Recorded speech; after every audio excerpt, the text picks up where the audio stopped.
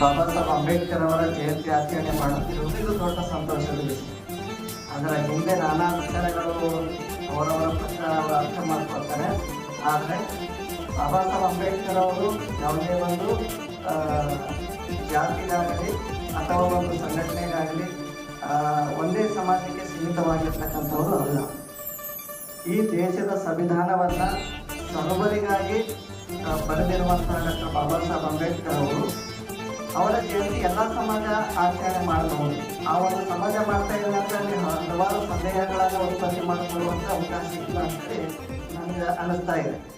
ಯಾಕಂದರೆ ಇದೊಂದು ನಿಜವಾದ ಪರಿವರ್ತನೆ.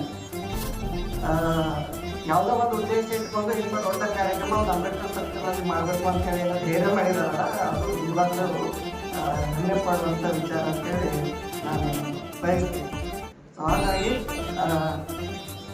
ಬಾಬಾ ಸಾಹೇಬ್ ಅಂಬೇಡ್ಕರ್ ಅವರ ಈ ಒಂದು ಜಯಂತಿಯನ್ನು ಆಚರಣೆ ಮಾಡ್ತಾ ಇದೆ ಮರಾಠ ಸಮಾಜ.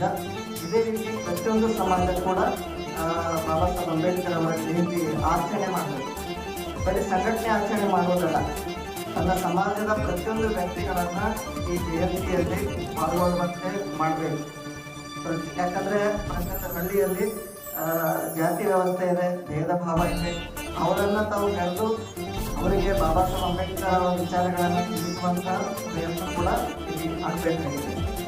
ಈ ಒಂದು ಕಾರ್ಯಕ್ರಮ ಆಯೋಜನೆ ಮಾಡಿದ್ದಕ್ಕಾಗಿ ನಾನು ಬೀದರ್ ಜಿಲ್ಲೆಯ ಎಲ್ಲ ಬೌದ್ಧ ಉಪಾಸಕ ಮತ್ತು ಉಪಾಸಕಿಯರಿಗೆ, ಬಾಬಾ ಸಾಹೇಬ್ ಅಂಬೇಡ್ಕರ್ ಅವರ ಅನುಯಾಯಿಗಳಿಗೆ, ಶಿವಾಜಿ ಮಹಾರಾಜರ ಎಲ್ಲ ಅನುಯಾಯಿಗಳಿಗೆ ತಿಳಿಸುವುದೇನೆಂದರೆ ಕಾರ್ಯಕ್ರಮದಲ್ಲಿ ಪಾಲ್ಗೊಂಡು ಕಾರ್ಯಕ್ರಮ ಯಶಸ್ವಿ ಮಾಡಬೇಕಂತ ನಾನು ಸಂಘಟನೆ